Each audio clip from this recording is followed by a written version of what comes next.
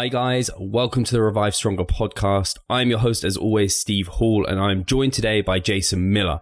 Some of you may be aware of Jason if you are members of RP Plus, and you'll be very excited that he's on the show. Others of you will now be very intrigued, and you should be. So Jason has a PhD in exercise physiology from the University of Utah. He has an MS in exercise science from Utah as well. He is the founder and head coach of Oklahoma City University and Oklahoma City Barbell Club. He has over 17 years coaching of athletes from numerous backgrounds and ages. He is also the author of a book called Foundational Weight Training, a Practical Guide for the Trainer, Coach, and Barbell Enthusiast, and has over 100 popular media fitness magazine articles. So Jason obviously knows what he's talking about. He is also a competitor in powerlifting and weightlifting. Anything else you want to add there, Jason? I think that's it. I will say, though, that my competitive days are probably behind me, though. So when was the last competition? Well, it's been about 3 or 4 years now. I played college football, and actually got me interested in this. Played college football, so I did all the lifting associated with that. And along the way, though, did some really bad things that are catching up to me now as I'm entering my 40s. So unfortunately, that part I miss having 450 pounds on my back doing reps. But other than that, it's pretty accurate. But that's probably the saddest part of that whole introduction is I don't get to do this much anymore. Right. Like others do. So it's been good to be able to get into coaching and start to work with people that get to still enjoy the barbell. Yeah, I think sometimes the best coaches are then those who have made the mistakes, and you can help others not be there and do those mistakes. Exactly. That was why I started my doctoral work initially. I was a graduate assistant strength conditioning coach for a bit, and the way we were doing things at the time was this was a long time ago when we didn't have a lot of the great research we have now and a lot of great minds that we have. Mm-hmm. A lot more of the great minds that we have now, and picking up the injuries I did over the years. That was the initial catalyst for me. Like, there's got to be a better way to do this than having a 16-year-old kid, strapping 460 pounds on his back twice a week for reps, and that's assumed to be the correct way to do things when a kid can't even stabilize his trunk yet. So. That was a big push for me. Yeah. Amazing. And some of the things actually that we can dig into today, hopefully, and this question might be a bit broad to start with, and I might have to try and give you a bit more guidance, but maybe it's not.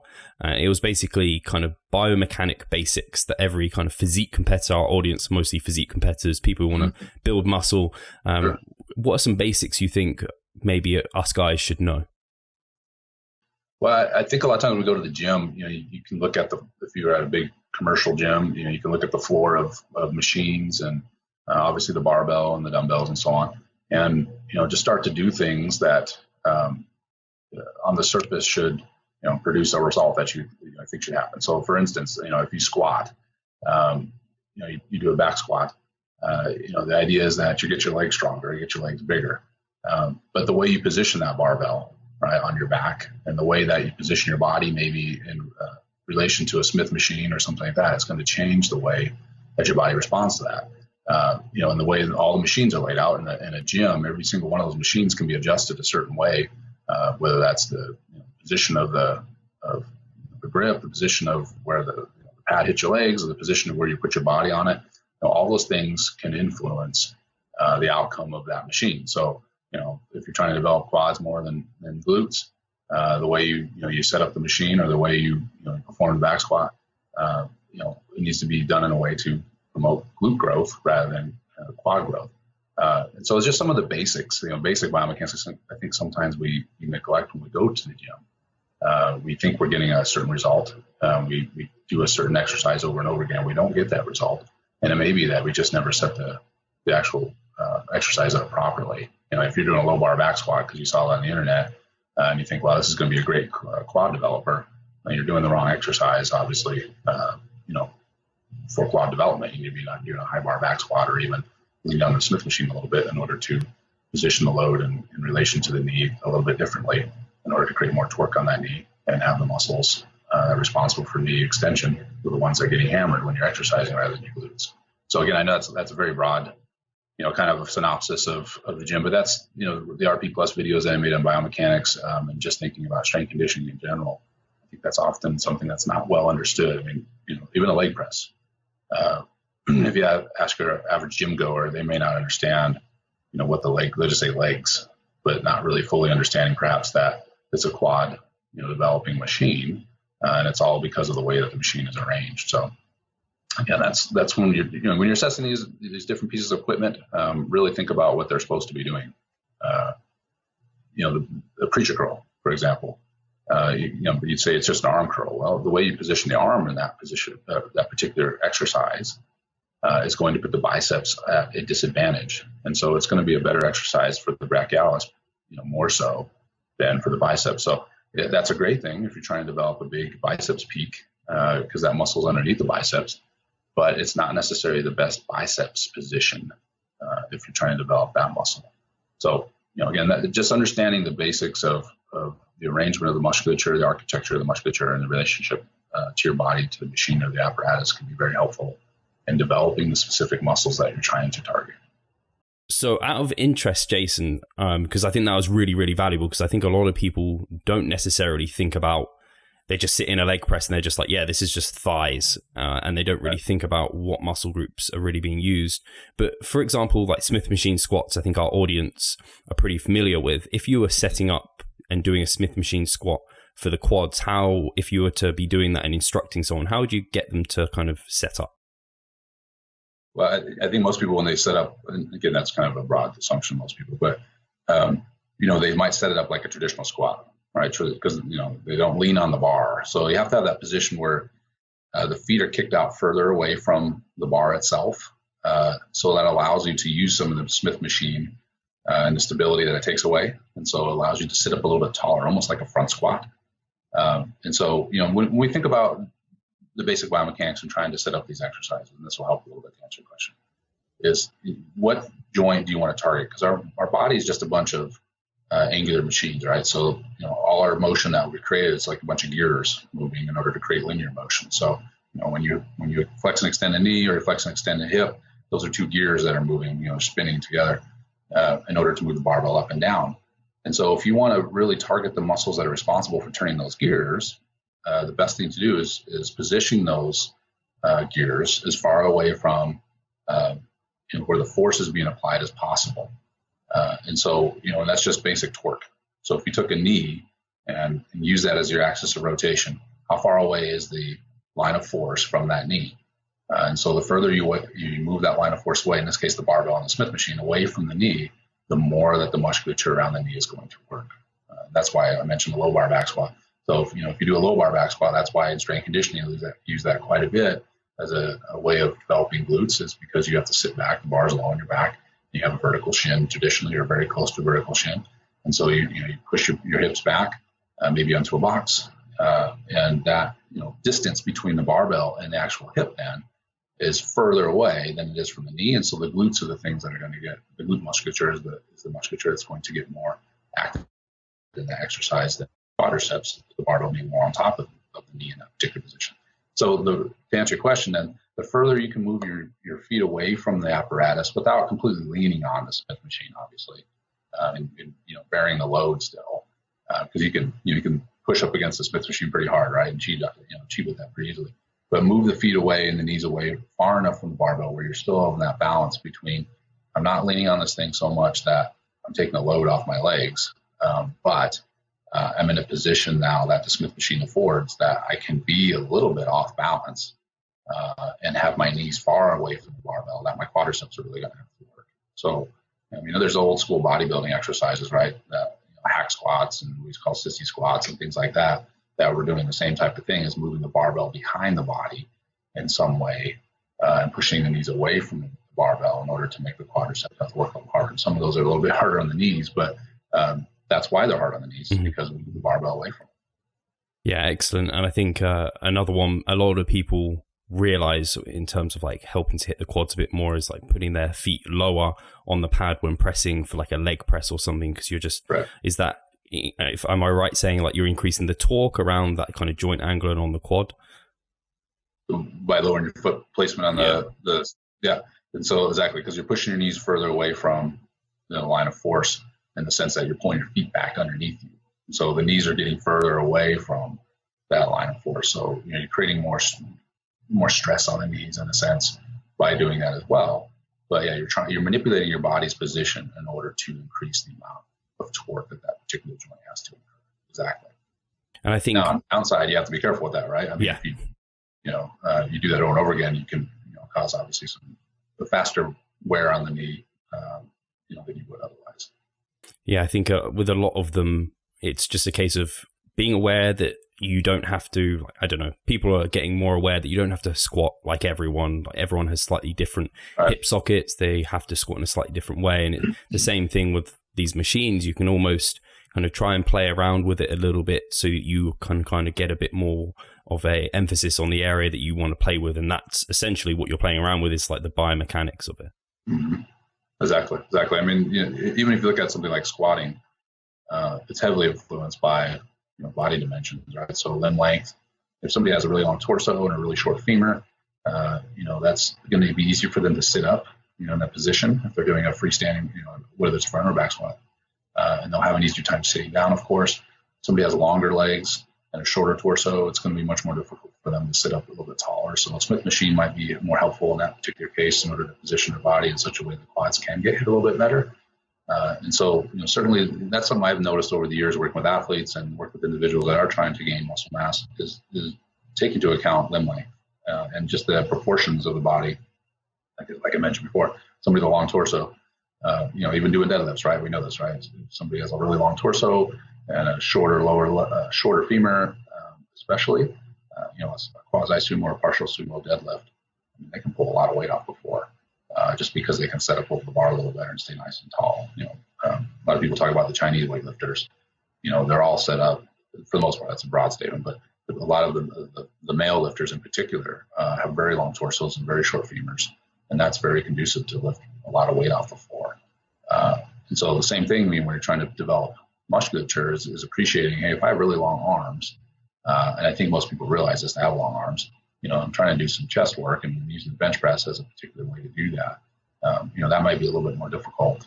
It doesn't mean you can't develop chest musculature doing that, but just understanding that the way the bench feels and positioning of the hands, obviously in relation to somebody else, like when you have really short arms, right? That's going to change how far the bar has to go. That's going to change potentially, how the chest is activated, where you put your hand grip, and that's just a lot of that's also just due to how long the limbs are. Excellent. And something else I think I would class them as kind of basic biomechanic type of ideas, at least, is that talking about kind of the eccentric moment and the isometric and then concentric. And I'd love to hear you kind of briefly talk about what each of those mean, and then maybe implications for things such as muscle damage, and for hypertrophy, why is that important to have an idea of what each of these play into that? Sure. So they used to be called contractions, and then they were actions. Now they're back to contractions. So, eccentric contraction is when the muscle is lengthened under tension. The isometric contraction is when the muscle is neither lengthening nor shortening, but it's under tension. That's very important. And then concentric, of course, is when the muscle is shortening. And so, I tell my students, without going into all the muscle physiology, if you look at musculature and look at the sarcomeres, that's basically what they're doing, right? So they're elongating.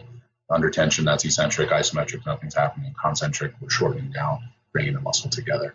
When we look at the force-velocity relationship, just look at the curve then that's generated out of that relationship. Eccentric muscle contractions have the most potential for force. This makes sense if you just think about dumbbells. If you grab a dumbbell, you can do a really light dumbbell, really move very fast. That's a high-velocity movement, but the idea is that it's a lighter dumbbell.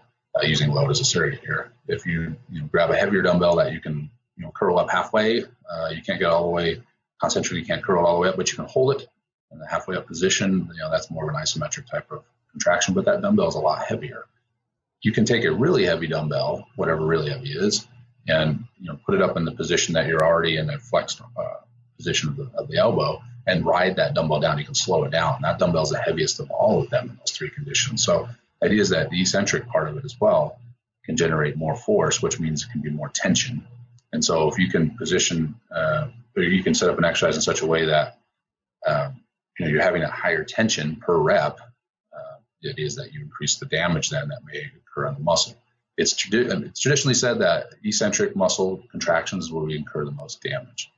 And that's probably true. There's some research that says that concentric can produce some damage as well. But in terms of if you just want to make a generic statement, I would say that's accurate, that eccentric muscle contractions generate the most damage. And the reason is as we lengthen the muscle, without getting out of the physiological pieces here, the bigger fibers in the muscle, the myofibers, so the myosin. I'm trying to skirt around the words, but sometimes it's harder just to say the words.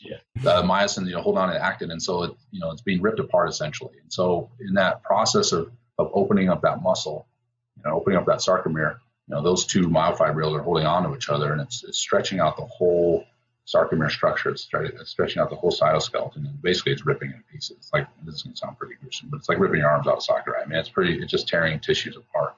And so that's why we incur more damage when we do the eccentric side of things.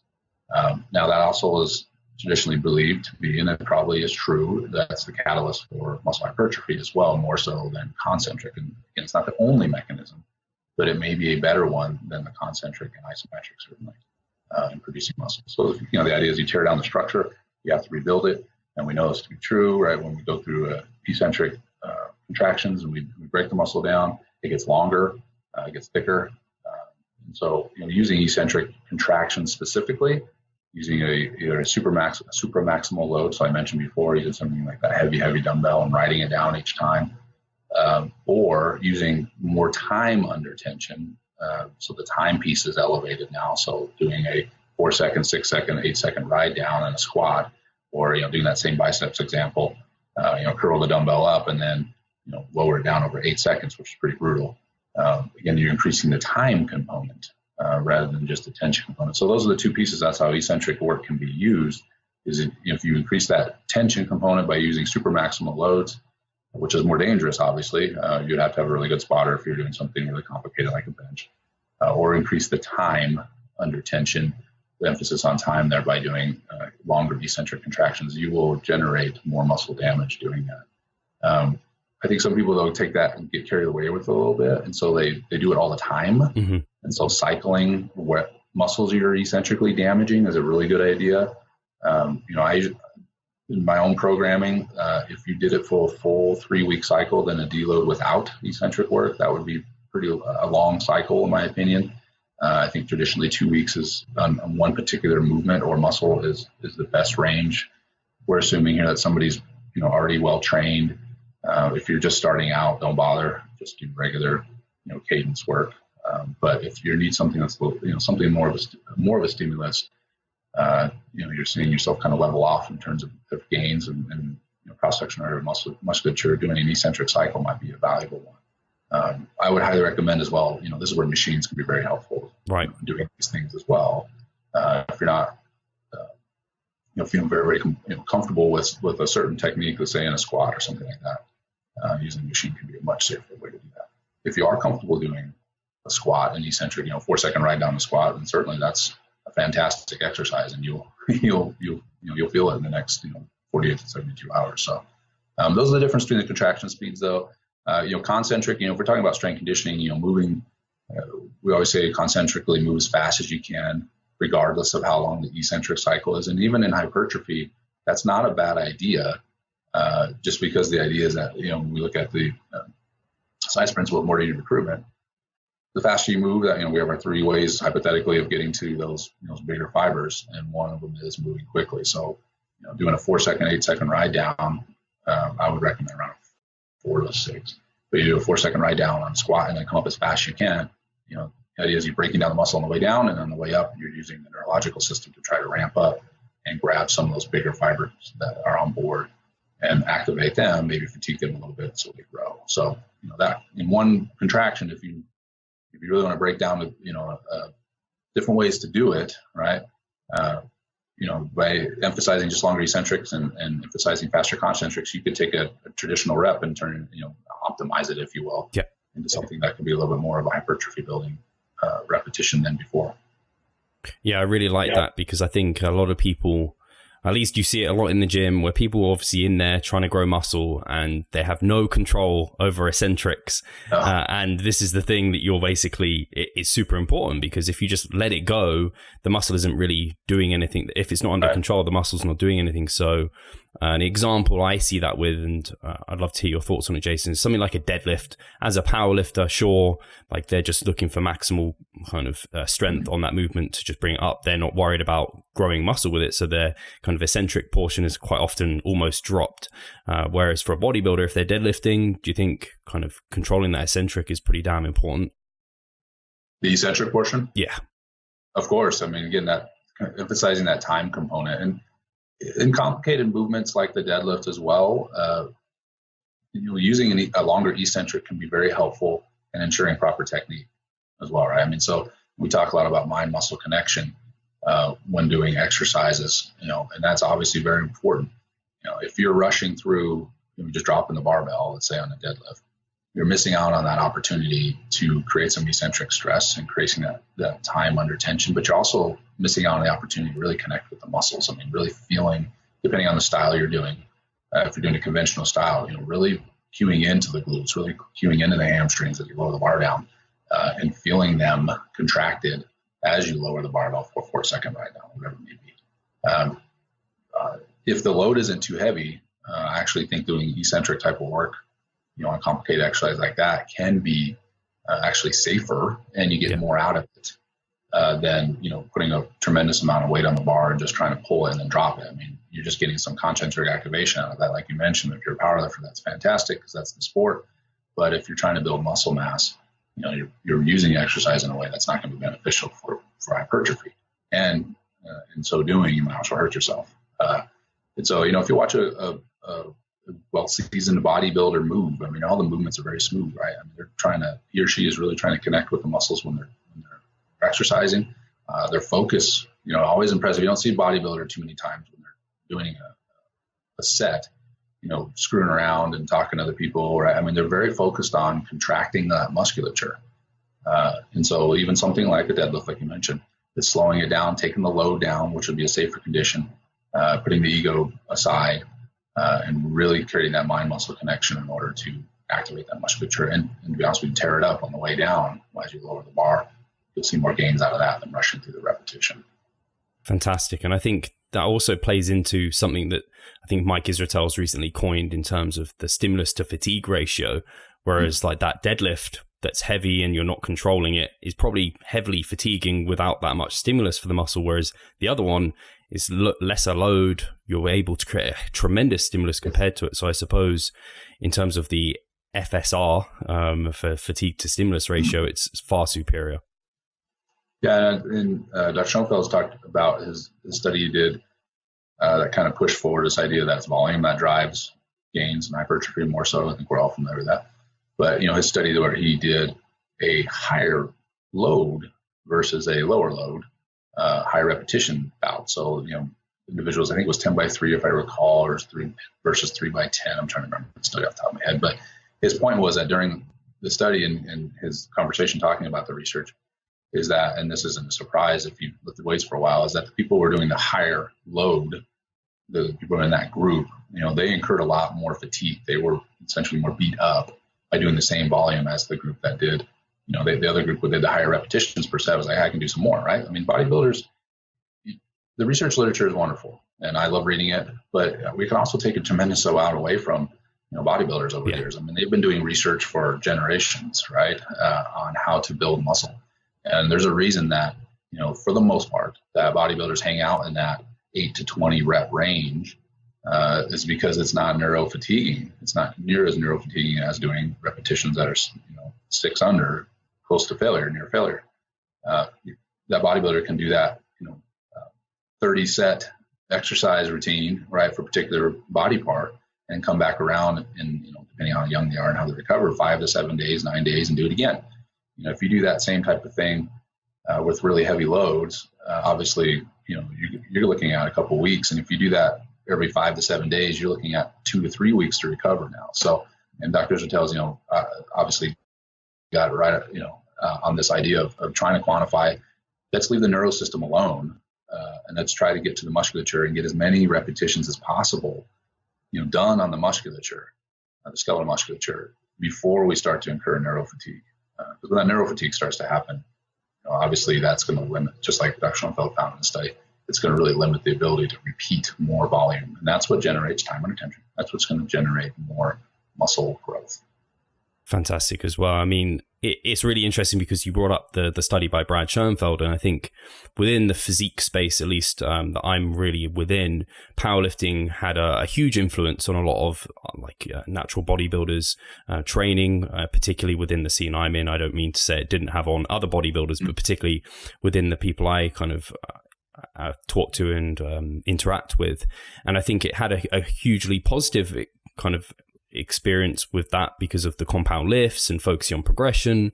But some of the lesser positive things are then people really focus on mechanical tension, and obviously that is a massively the key driver for muscle growth, but almost to the point at which they focus just solely on the load, like with the deadlift, and just lifting more is better. And similarly to a squat, I don't know if you'd like to talk through a squat, Jason, in terms of kind of people will go down and almost dive bomb it and use that stretch reflex. What is that stretch reflex? Is it helping us? Is it a good idea, or should we be controlling it a little bit more? What are your views on kind of the squat for hypertrophy? How do you like to see that perform generally? Well, this idea of stretch reflex, stretch shortening cycle, two main components. I mentioned, one of them is just the elastic quality of the muscle. And depending on who you are, you have more elastic qualities in muscle than others, potentially. That's a genetic trait. And then the other side is the reflex itself. So, thinking about any general reflex, so you touch a hot stove, right? You pull your fingers off very, very quickly. That information that was generated that stove was hot didn't go all the way to your brain, right? It just went to your brain stem, and then the brain stem saw that was a high priority signal, and so it sent out a motor signal to that same musculature that received the sensory signal and said, hey, get that hand off of there. If we waited to send that signal up to the brain, by the time that signal goes up to the sensory cortex, down the motor cortex, and out to our finger, we burned our finger, to a greater degree than with the reflex. So just quick, what a reflex is. The same thing in our musculature is when we stretch that musculature quickly, we generate stretch shortening cycle through the muscle spindle. And so that's very helpful, that stretch shortening cycle in sports.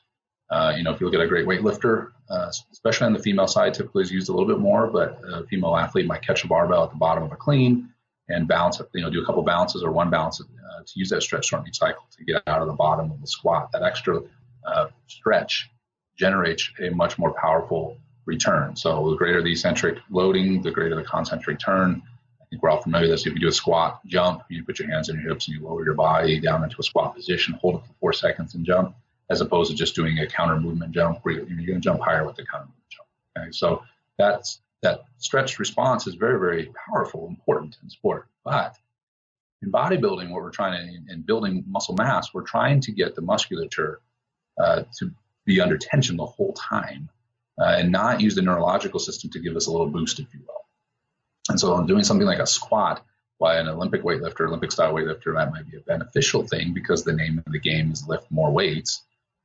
In a bodybuilder or somebody trying to build mass, keeping control of the movement all the way to the bottom of the squat and on the way up and not tapping into that stretch shortening cycle is going to be much more beneficial.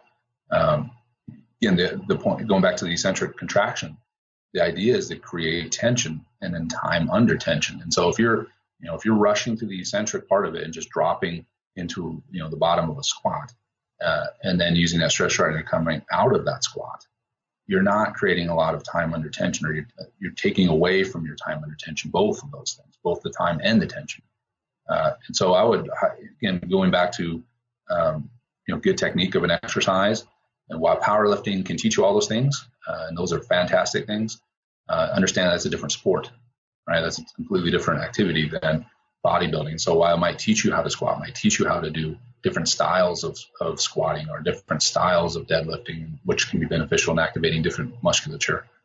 The way that those exercises are performed is very important. If you wanted to say something about, what to take away from this podcast, it would be how you perform the exercises, right? It's very, very important. You mentioned rushing through them. I see people doing bench all the time. They lower the bar down and it looks like they're trying to go in for heart surgery, right? Trying to split your ribs open. They're missing out completely on the time under tension for that musculature. That's great that they're working on the concentric side. For some reason, they were in a sport that they needed to have some high velocity movements and horizontal pushing action. Great, but if you're trying to build muscle mass, you need to make sure that you're not tapping into that stretch shortening cycle as much. All the movements are controlled. And again, on the plus side as well, that you shouldn't get as many injuries potentially in doing those type of movements, because the load should be down. You should be emphasizing more of that control. So, again, just kind of emphasize myself in a squat, I control the movement all the way through. If you watch Dr. Israetel on his IG or any bodybuilder, he's not rushing through the bottom of those squats, right? He doesn't just drop into the squat and ricochet out of there using stretch shortening cycle. It's a very controlled movement. At the bottom of the squat, there's even a little bit more of an isometric pause in order to transition to the concentric and not activate that stretch shortening cycle. Excellent. Yeah, I think that was really well explained. And to kind of switch foot a little bit and talk about some of the things that we're seeing, I think they're also used within powerlifting, but certainly they're becoming more and more common within the physique realm. It's kind of using accommodating resistance. So you see someone like John Meadows is a good example. He uses like quite a lot of bands on things. I think he probably uses chains on various machines and different things, or not machines, but different movements like dips or something. What implications does this have? Kind of talking about, I guess people talk about like strength curves and smoothing them out. Are these good? Are they bad? What are they for a physique competitor? What utilization? How should we use them? So accommodating resistance, like you mentioned, the bands and chains are most common ways to do that. Our body works in such a way that there's a mechanical advantage and disadvantage depending on the joint's position. So if we took it more of a system approach, where if you look like a back squat, as we're standing up, the load is stacked on top of our joint. So, you're top of the back squat, the bar's on your back, obviously, your hips and your knees underneath the barbell. They're not removed from the barbell, meaning they're not horizontally positioned to push back away from the barbell. So we're in a really strong position. That's why you go to the gym and you can have somebody walk out 600 pounds and think they're awesome, and then realize as they start to bend their knees, it's not such a good idea, right? We've all seen that. Maybe we've done that too. So as we start to squat, though, we move the knees and the hips further away from the barbell, depending on the style we're doing, of course. That the exercise becomes more difficult. So I mentioned before, the further you would move the force away from the axis of rotation, the more that joint's going to have to work. So you get to the bottom of a squat, then that's the most disadvantaged position. So at the top, let's say we could do a quarter squat, so a standing position with 400 pounds. At the bottom, though, we wouldn't be able to get out of the bottom with 400 pounds. Let's say that's our max. Just as the joints are at such a big disadvantage, our body's at such a big disadvantage at the bottom. So in reality, we're only working with 300 pounds at the bottom of the squat. And so as we rise, then that 300 pounds is becoming essentially less difficult, or less than 300 pounds, because as our joints start to come up underneath us, as we stand up the weight, we can kind of visualize that, bringing the knees underneath us, bringing the hips underneath us, depending on the style. We're starting to become we're becoming more mechanically advantaged. And so again, that where we could be squatting 400, we still only have 300 on our back. So the idea is that if we hang a chain on a bar, or put a band on the bar, if there's a band, you squat down and the band is at its weakest at the bottom of the squat. So if you had a total of barbell weight of 300 and you had another 100 pounds of band tension on there, when you got to the bottom of the squat, you'd still have 300 pounds hypothetically. If the band was completely released of all its tension, it probably won't be. But the idea is then you can match your strength to different positions during the exercise. That's the strength curve idea. And so while you'd be more disadvantaged at the bottom with the regular barbell load, now the band is going to move with you, and so you smooth out the strength curves in the sense that you can apply force in the same manner all the way through. That when you could apply 400 pounds worth of force, I'm using the load as a surrogate here, but when you apply 400 pounds worth of force, halfway up on the squat, the band now is providing 400 pounds to push against. As before, with just the barbell, it was only 300 pounds still. And so that can create more muscle tension. Again, going back to that time under tension idea, I can create more tension throughout the range of motion and making sure that the musculature is at its, if you're trying to work at 80%, it's at 80% all the way through the exercise, rather than just that 80% at the bottom of the exercise, if that makes sense. And so that's where, in the physique world, in the bodybuilding world also, that can be very helpful, is that instead of just getting a lot of the great activation at the bottom of the squat and getting the tension that you want at the bottom of the squat and then not getting as much, maybe halfway up, now you're getting that type of tension that you were getting at the bottom on your quadriceps, especially on the way halfway up as well. Does that make sense? Mm-hmm. So, it's smoothing out the load, if you will, as well. And so thus the strength that's being applied to it is smoother. And so it's creating a smoother time under tension as well. For physique, it's always been traditionally used in powerlifting. I think Louis was the one that first started using it quite a bit, and it's bled over into a lot of things. It's not good for Olympic weightlifters, for example, because they want to bounce a little. But for a physique competitor or a bodybuilder that wants to, create either strength or the tension, especially, throughout the whole movement, it's actually a really, really good idea. And I'm glad it's drifting into the physique world. I think it could be a valuable tool in creating more of that tension that could, eventually lead to greater muscle gains in different parts of the musculature. If you look at the research literature, one of the things we struggle with, if you look at a study on quads, they might do a particular exercise and then measure it only in the middle of the quad. So they might do halfway down, halfway between the top of the knee, the SIS, and measure. That's what they're measuring through ultrasound or whatever it is, the actual growth. But where that growth may be occurring may be lower in the quadricep, right? And that may have a lot to do with the tension was really, really good at the bottom of the exercise, and so that the lower part of the VMO grew very, very well because of that. But the research study says, well, this exercise didn't work or wasn't effective because they're measuring halfway between the two landmarks on the quadriceps, and there wasn't as much growth in that particular area of the quadriceps as it was lower in the leg. And so that's where economy of resistance could come in and say, okay, well, that's that. In an ideal world is that we can grow the quadriceps all the way through the range of motion, maybe also grow the muscle into the what we would consider the muscle belly more so as opposed to just different regions of the musculature, if that makes sense. Mm-hmm. So you could be developing the whole muscle itself instead of just different regions of it that you might find, by doing certain exercises, if that makes sense. So yeah. I think economy resistance is a really good idea. I think it could be a valuable tool. It's just setting it up is very difficult.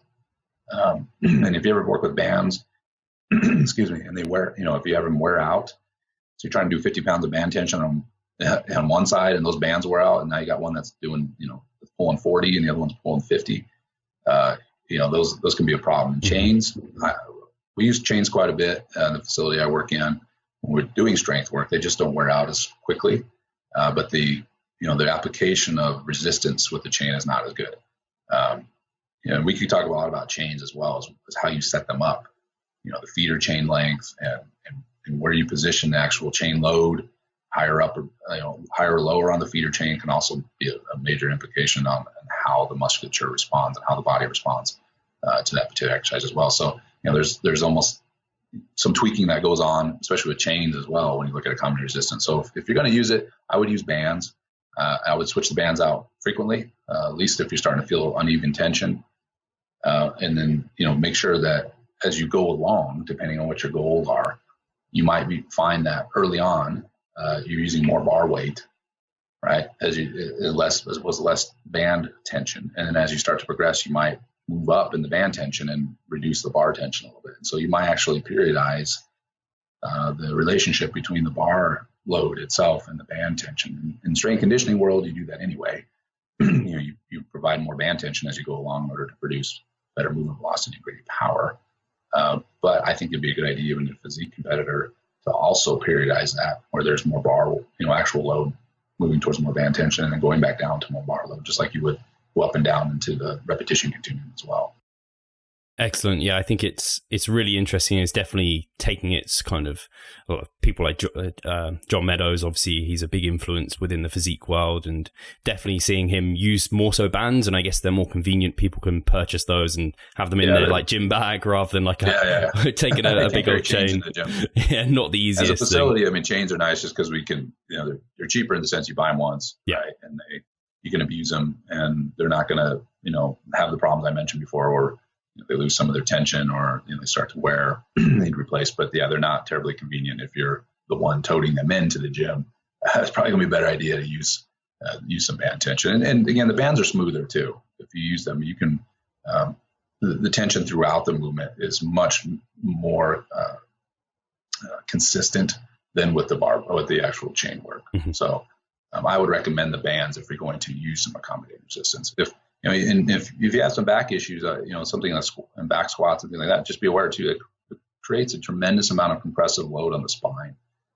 So some people might find that they can't go too high in the band tension just because it causes a lot of issue, compression. I mean, really a new and nice band will create a tremendous amount of tension if you've ever worked with them before. I know you have, but for those starting out, I would make sure to start on the lower end of the tension. Depending on what bands you're purchasing, they're all color coded depending on the amount of tension they're supposed to exert. So I would definitely start on the lower end first, get used to them. It's obviously a different movement, feels different, but it does generate a really nice, consistent amount of tension throughout the range of motion. You pile on eccentric work on top of that too, and you're going to have a pretty good workout from using bands. Yeah, I was going to say, is there anything to having almost, I don't know if this is the right way to say it, but too smooth a strength curve in that I think it's been shown that kind of stretch under load is like an indirect hypertrophic stimulus. So if it's just feels really kind of smooth and there's no kind of bits where it's like a bit like difficult, do you think you're missing out on anything? Is that why you kind of suggested potentially periodizing them? Yeah, and that's one of the reasons to periodize them for sure.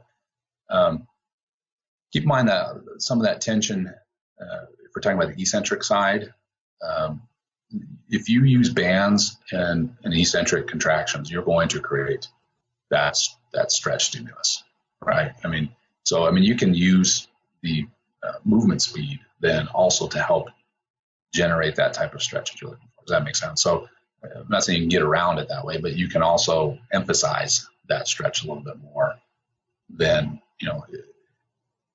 emphasize the stretch with the bands a little bit more by going slower than if you did, the bands through a higher velocity.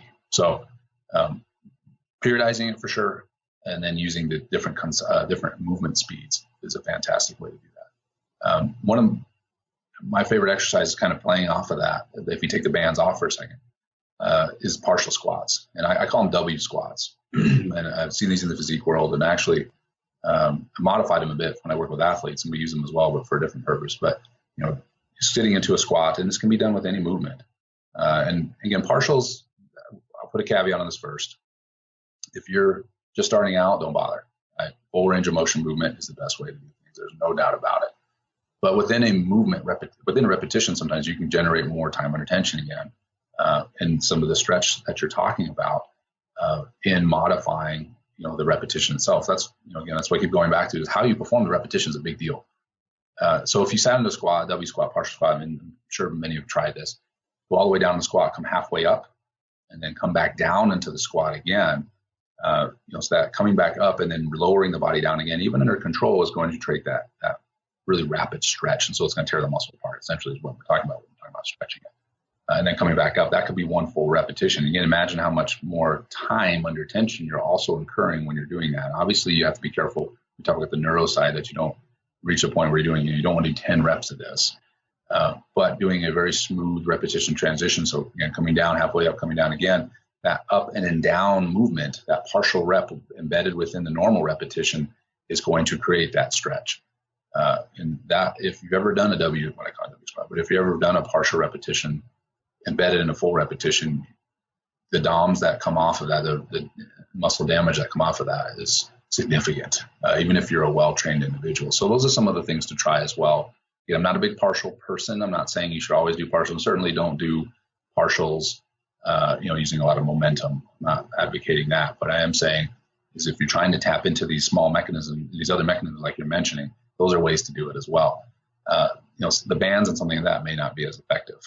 And so, allowing that stretch to occur without the band tension to smooth it out, like you're implying, would be a really good idea. Use real load in order to do that, if that makes sense. Yeah.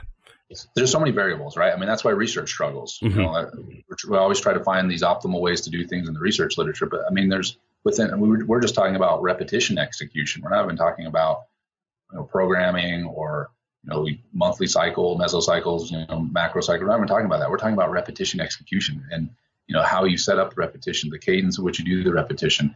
Whether you're using accommodating resistance or not, whether you're trying to create more stretch on the muscle in a rapid manner without using the stretch shortening cycle. there's so many things that can go into this, obviously. And for again, I don't want to overwhelm the person that may be just kind of starting out.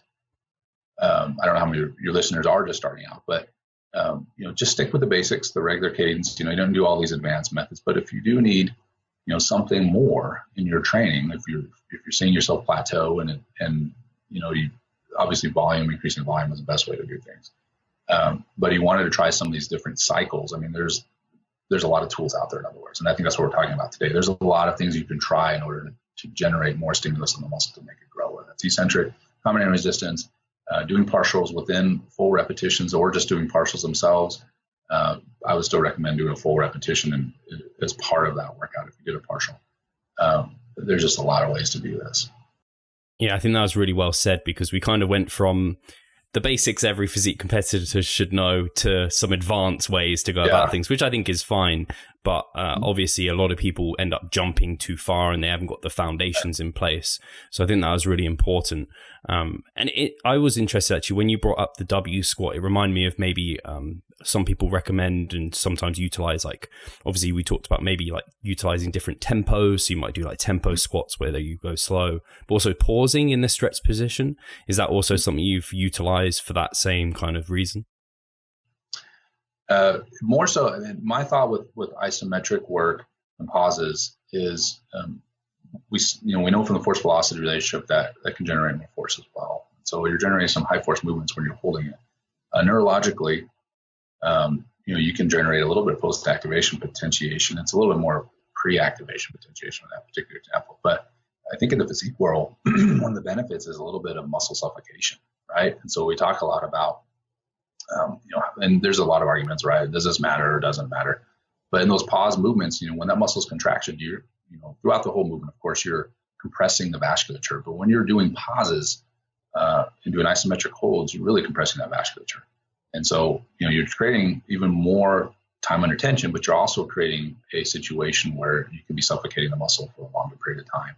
And that may be, depending on who you ask and who wants to argue over it, that may be also a catalyst for generating more muscle growth. So you're throwing in, I think at that point too, not only just the time under tension issue, but you're also trying to bring in now a little bit more of the muscle physiology, right? By adding that extra time, an extra suffocation point, if you will. That's the word I use. It's probably not a good physiological word, but whereas into that point where you're trying to have two stimuli going in at once, essentially, right? You're breaking the muscle down, and then you're also not allowing it to breathe.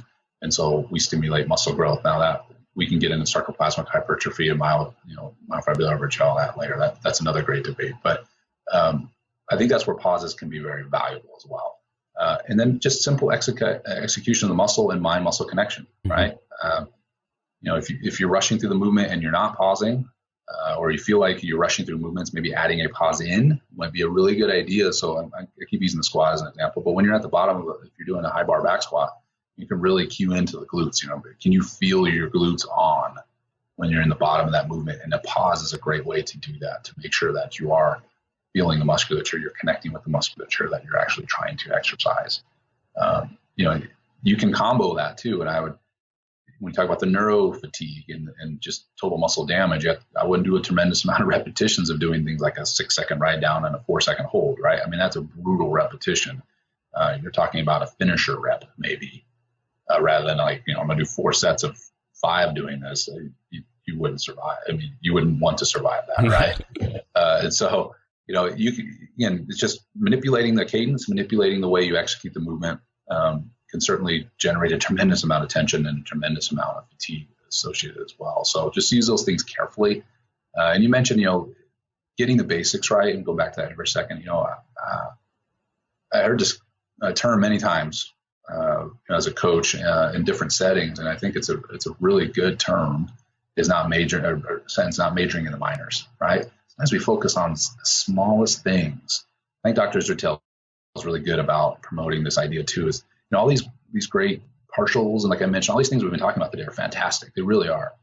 But if you can't execute a squat very well, or you are not executing a lot of volume right now, or you haven't been ramping up the volume first in order to figure out if you're growing, your diet's not in order, all these other things, doing all these little things, these extra things, which can put you over the top, which can generate a little bit more muscle, it doesn't matter, right? All these little minor things don't matter if we're not doing the movements correctly to start with, if we're not, using enough volume to start with.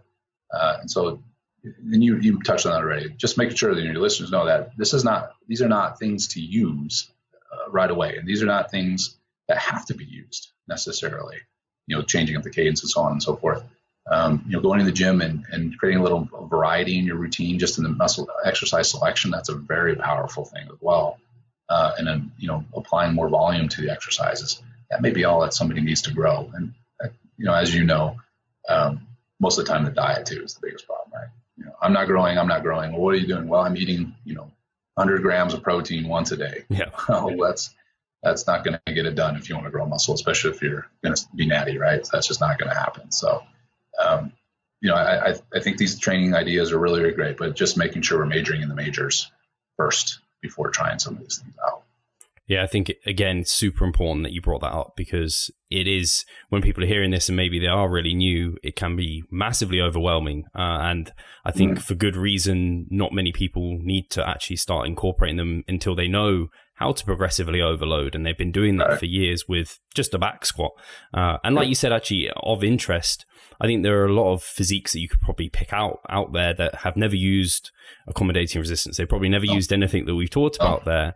And variation through muscle, just different exercises can achieve a lot. I was just thinking for like the quads, when we're thinking not many exercises really kind of challenge it in the shortened position. But if you throw in a leg extension, you've changed the resistance profile, like you've smoothed out the kind of resistance profile for the quad via just variation in that sense. Exactly. Yeah. And I exercise selection is one of the most powerful variables, in my opinion, for a physique competitor, for any individual athlete, whatever it may be. But for a physique competitor, I mean, I'm going back to where our first topic was, thinking about different machines. What I was trying to get at with, if you look at all these different machines, you could have 4 different bicep curl machines, and I do this one because I like it. Okay, well, the way you position the arm is going to change, obviously, how that arm is. And that's what I was getting at earlier, is how that arm functions. You think about a Draper curl, right? So taking a barbell and doing a forehead curl, right? Well, the reason that's a little bit different than doing a preacher curl, like I mentioned before, is that Draper curl is shortening the biceps in 2 ways. It's creating arm flexion or elbow flexion, and then it's creating shoulder flexion, right? And so the biceps is a 2-joint muscle, and so you're hypothetically shortening it down in 2 ways. You're both ends of the muscle is being shortened. So that's a decent biceps exercise, right? That's why an incline, bicep curl is one of the best bicep builders, because you're stretching the biceps with your arm behind you. You're in shoulder hyperextension, and so that biceps is stretched already. And so in this elongated position, you curl that barbell up, and hypothetically, if you did a Draper curl out of that, you're talking about maximal lengthening, maximal shortening, and also probably do that over a couple of weeks. You also get some biceps tendinosis. But the idea is that, that's different than a preacher curl. Again, it's more brachialis driven, because the biceps in a position where it's not as activated by being in shoulder flexion. And so you get more brachialis work. So, bodybuilders, I always like to read the old literature of some of these old bodybuilders, right? Of course, Arnold, but there's so many others, and look at their training regimes, and they weren't terribly complicated in the sense of what the variables we're talking about here. They were just, one, really good at execution of their diet. And number 2, they just had a lot of exercise variety, and then they put a bunch of volume to that, right? And they, looking back at those physiques, they look like, Dave Draper looked pretty good, right, in 1965, right? So, I mean, they were very successful in doing these things without a tremendous amount of the other. And I have no idea if they experimented a lot with those other things. I have no idea, but looking at their programming and the way that things were done back then and done successfully, it's just volume and a lot of exercise variety.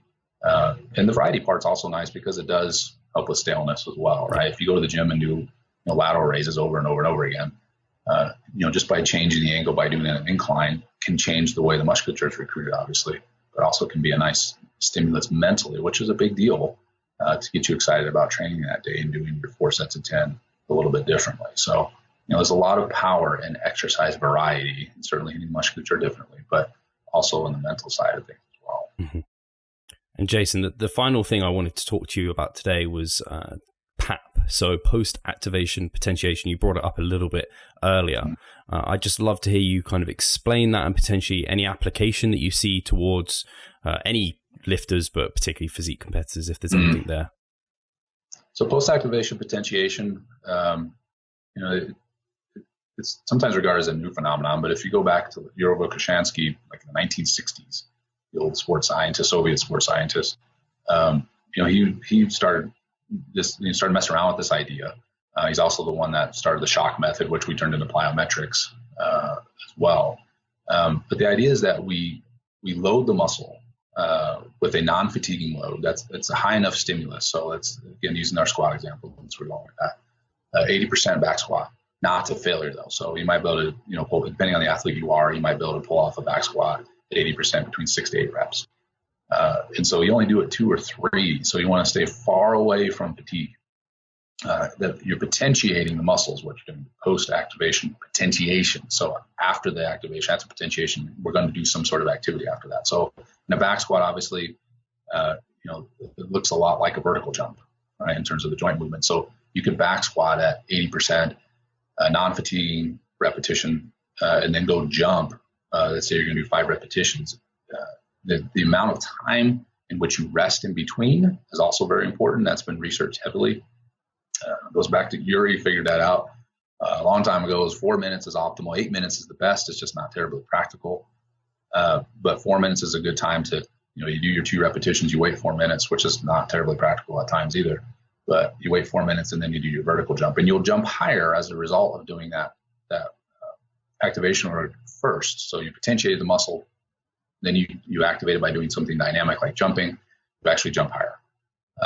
Whether that happens, whether that improves the vertical jump over time, we don't have a tremendous amount of research yet to say that that's a valuable tool, over the course of 12 weeks. It probably is, in overspeed training of any type, that's beneficial.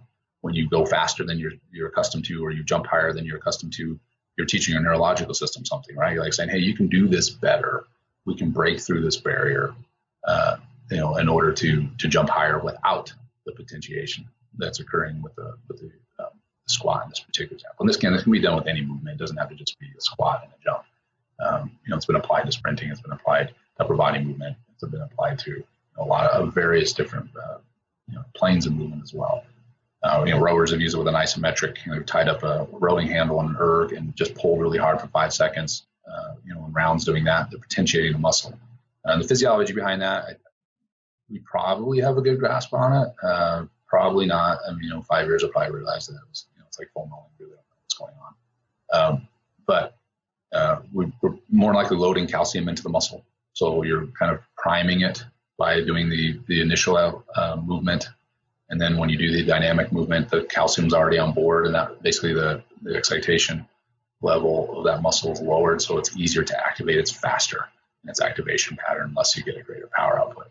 In terms of physique competitors and building muscle mass, when I look at PAP on the surface, I don't see, to me, it looks more like a sports performance tool.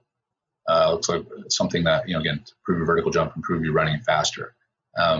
You could string a bunch of movements together, because even a dynamic warm-up, that's more of a pre-activity activation.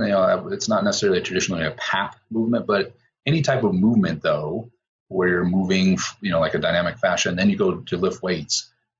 We know from the research literature that dynamic warm-ups are more beneficial and better for then performing dynamic movements after. So what I'm getting at is I think that plays into the importance of warming up, right? And that seems kind of silly. It's like, well, how did we get from, improving my vertical jump to warming up? Well, if we're going to apply it to the physique world, I don't see I don't see the linkage. Maybe somebody a lot smarter than me could see a linkage between doing PAP for a bodybuilder. But I think it emphasizes the importance of doing adequate warm-ups to make sure the muscle, if we're trying to climb the ladder in the size principle, make sure we're doing adequate warm-up. And when we get to those top sets of flat sets or target sets, whatever you want to call them, that the muscle is such a way it's primed, it's potentiated as much as it can be in order to be optimally recruited. So taking adequate warm-up as you build up to those target sets is going to be important. And again, that might sound a bit silly, but I see people do, sets and repetitions, routines all the time where you say 4 sets of 10. It's like, well, I'm just going to jump in and do 4 sets of 10 after this really, I did 5 reps at 60%. I'm just going to get right to it. It's like, well, part of that is not just warming up. all the synovial fluid and of course core temperature, all those different things. But some of it's also the neurological system. It's getting that neurological system primed, and this is more pre-activation potentiation, but getting the neurological system warmed up and potentiated. So when you go to those top sets, you're not wasting maybe a set still warming up when you should be working into your target sets and your sets that you're trying to create that time of attention and break the muscle down.